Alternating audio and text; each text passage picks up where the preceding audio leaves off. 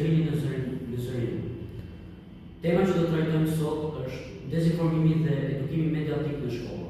Këtu me ne kemi një mësuese e cila ka 30 vite eksperiencë në arsim dhe lëndën e gjuhës shqipe. Mësuese Diana Pashë. Faleminderit, Gjeta. Dezinformimi dhe media kanë një të ndeshëm edhe në shkollë, sidomos të nxënësit që janë shumë të ekspozuar në rrjetet sociale. Ai ndikon në formimin kritik të nxënësit dhe sjellje dhe komunikim. Me procesin mësimor dhe në jetën mësimore. Cili është okupimi juaj në lidhje me këtë fenomen? Terapia e informacionit është një sfidë e shkollës, dikur ka qenë një sfidë e shkollës, por sot është një sfidë e gjitha mediave dhe shkollës dhe shoqërisë bie një varë për të sensibilizuar fëmijët që të mos bien pre e informacioneve të re. Kjo është kategoria e dezinformimit në media dhe në shoqërinë e sotme. Se fuqia e inteligjencës artificiale shfaqet në çdo aspekt të jetës, ndërkohë që inteligjenca e vetë njeriu dal nga dal po zëvendësohet. Jetojmë në një shekull ku teknologjia ka përparuar dhe inteligjenca artificiale zë vend i përditshëm gjithmonë më shumë në shoqërinë e sotme. Dhe sot është një sfidë për të zhvilluar inteligjencën njerëzore.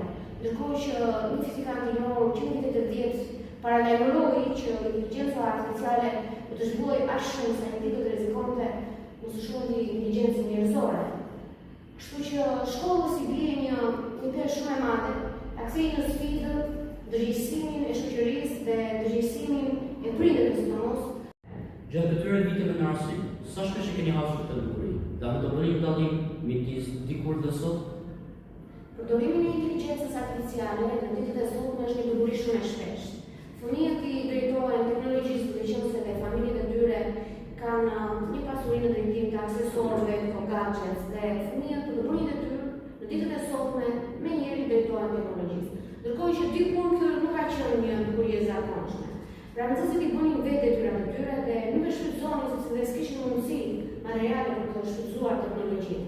Unë besoj që kjo e ka dëmtuar nxënësin e sotëm, ndërkohë që nuk kemi një shoqëri progresive, por regresive në këtë drejtim për këto arsye.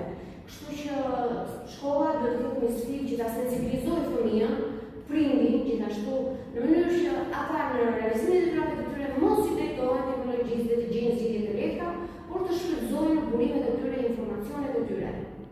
A mund të jeni një shembull konkret? Po, një shembull konkret është në lidhje me punët me shkrim. Çdo mësues për shkak të natyrës së tij të lëndës mund të jepë shembuj të ndryshëm.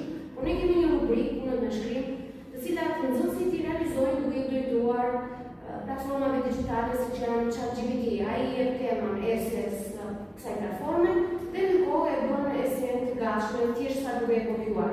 Ndërkohë që dikur nxënësit e bënin vetë. Eseja është një krijim, është një sprov, është një këndvështrim subjektiv në një çështje të caktuar, ku nxënësi duhet të lexojë nga kjo tematikë dhe të fillojë dhe të shkruajë sipas këndvështrimit të këtij çështje.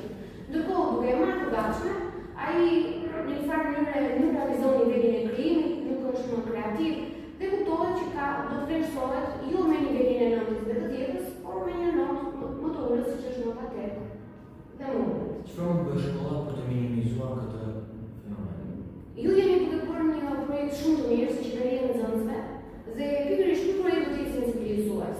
Por t'i vënë prindërit përballë një realiteti që është i dukshëm, që fëmijët e tyre duhet të krijojnë vetë, detyrat e shtëpisë duhet t'i bëjnë pa ndihmën e teknologjisë, duhet të jenë krijues në këtë drejtim, sepse ardhmja e tyre është pikërisht në duar sa të arsimit, sa të mësuesve, por edhe të vetë nxënësve dhe prindërve.